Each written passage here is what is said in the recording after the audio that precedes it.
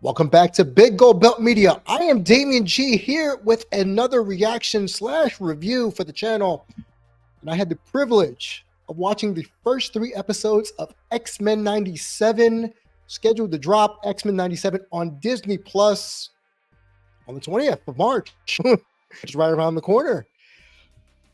I was a fan of the original X-Men, the animated series. I am a child of the 90s. I love Saturday morning cartoons. If you follow me on the channel, you understand I am the man of nostalgia, a man who appreciates the nostalgia, who has his own retro cartoon show off network. And I got to tell you, if you were a fan of X-Men, the animated series, you will like X-Men 97. I'm just going to say it this way.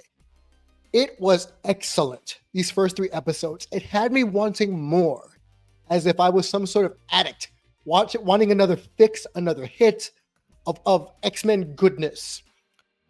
The story, yes, picks up where we left off on the original X-Men, the animated series, but we get a 1997 spin in the year 2024, which makes it retro, but with the more, how do I say this nicely? If you're a fan of the Chris Claremont writing style of the X-Men comic books of the 80s and 90s, you will love this show. You will love these episodes because it took those sorts of materials, the source materials, and brought it in for not just people like me who grew up with the original series, but it gives you enough breadcrumbs to keep you invested if you're a new fan, especially if you're someone who wasn't alive back in the 90s, to pay homage to this cartoon. For me, this was art. Watching this was art. I felt like a kid again.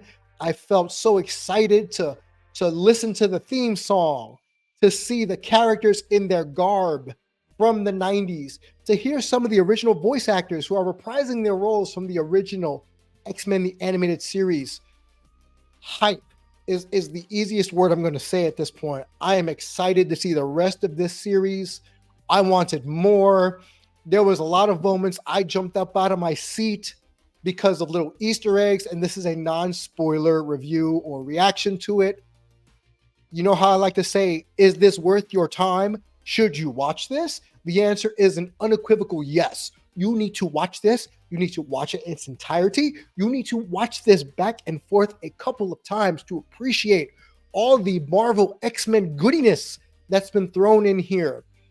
I will say one of the things I really loved about this is that this version of Cyclops is the definitive version of Cyclops. They did him dirty in the X-Men movies. We know this, if you're a fan of Cyclops. The stern leadership, the man who leads by examples, who is Xavier's #1 pupil, his son, as it were. This gave Cyclops a really good journey in this opening salvo. Storm was another one that went through a character arc already in this show that is very akin to the comics. And I'm not going to say what happens, but Storm, Cyclops, Wolverine, Morph is already one of my favorite characters from these first three episodes. And when you watch it, you'll understand why. Because Morph now, compared to when he was supposed to be killed off in the original series in the first episode, spoilers if you haven't seen the first X-Men series from 1990s, Morph became one of my favorite characters now in the way he's portrayed. Wolverine, voiced by Cal Dodd, who is the original voice actor for Wolverine from X-Men, the animated series. He hasn't missed a beat, even though Steve Blum is a really good Wolverine. The original for me is Cal Dodd. Welcome back to your role, sir. George Buza as Beast. Welcome back. Henry McCoy, we missed you. It is good to have you back, good sir. Rogue. I know a lot of people complained about Rogue, about the way she was drawn. But if you can get past that, Rogue is back. And Rogue has a really interesting storyline here in these first three episodes that had me talking to other members of Big Gold Belt Media saying, what did I miss? in terms of certain aspects of the character development. I thought I might have missed a time skip. I thought I fell asleep at the wheel, but no. Rogue's character in these first 3 episodes has an arc as well. Then there's Jean, who, if you watch the original cartoon, a lot of people complained about Jean because all she did was moan, and fainting. Jean now, in this, again, 3 episodes, there are so many arcs happening in these 3 episodes that are making these characters much more relatable than I thought even back in the 90s. Wow. Even Jubilee, who a lot of people can't really stand, who was the plucky underdog back in 1990s, even her here has me thinking, oh, okay, all right, I see what they're trying to do with Jubilee. There are some other X-Men that make appearances that were not in the original series, or they were bit players that appear in these first 3 episodes. And I welcome them, especially one specifically who's got a lot of money. I welcome them back. The villains. You would think Magneto's the main villain, but no. Magneto's not the main villain. In fact, he's like the trailer showed you, everything was left to him in the trailer by Charles Xavier, and there's a weird dynamic shift of Eric Lensher or Magnus into the version of Magneto we see, especially, I believe in episode 2, you'll see this version of Magneto and other very interesting relationship dynamics that he has with other members of the X-Men. But the main villain is someone we're really familiar with. If you go back and watch the original X-Men cartoon, who we all know, Magneto, Apocalypse, etc. But this villain, I can't stand. And in a good way. Like, I want to beat the living hell out of this villain if I was an X-Men, because this villain keeps getting in the way. It's get out of the way. And that's what I felt about this villain. And it's a good villain when you want to jump through the screen and beat the living daylights out of this person. And thank you, Marvel. Thank you for bringing this person back to my periphery and making me hate them all over again. As a ardent comics reader from the 90s, a lot of good character dynamics. I'll say this. Was it faithful to the source material? Like I said earlier, if you are a Chris Claremont fan, yes, you will love this. This is taking Claremont stories, and even though it says 97, it's bringing it back to a new audience, as I said earlier, while still including those who have been along for the entire ride.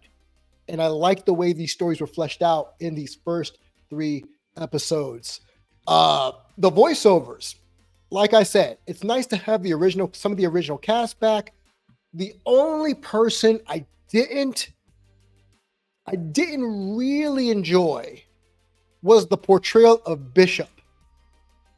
If you played Final Fantasy VII, the new version of Final Fantasy VII, I made a comparison of Barrett Wallace with Bishop. And if you watch it, you'll understand exactly what I'm talking about.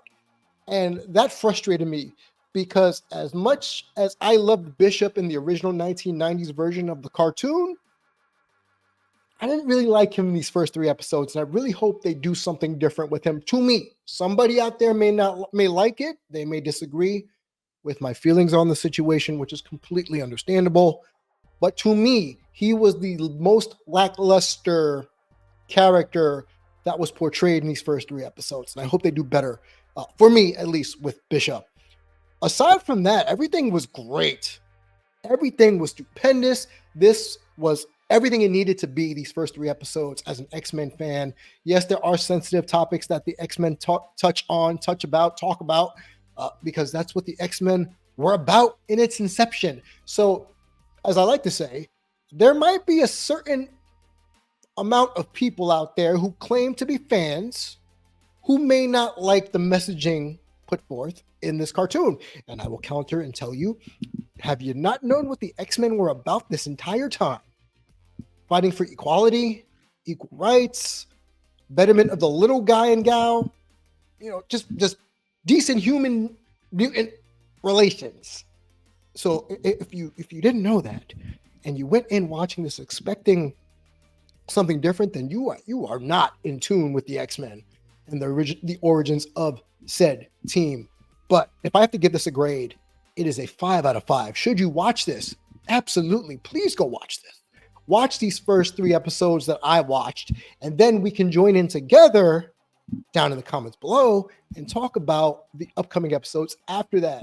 March 20th, X-Men 97 dropping on Disney Plus. I'll say it once, I'll say it again. 5 out of 5. The best parts, the writing, number 1. Number 2, the action scenes, decent. But the messaging is better than the fight scenes. And number 3, having the original voice actors back for some of these characters. If you are a fan of nostalgia, you will love this. And if you're new to the series, you will like this because you're being brought into a world that's already been created, but it breadcrumbs you enough to keep you pretty much locked in like the rest of us and keeping up where everything left off at. And kudos to whoever wrote Magneto in this. So far, I'm enjoying Magneto's performance. We'll see how it lasts. And the villains, number 3, the villains probably better than the heroes in this realm. And I say that only because a good villain will make you hate them.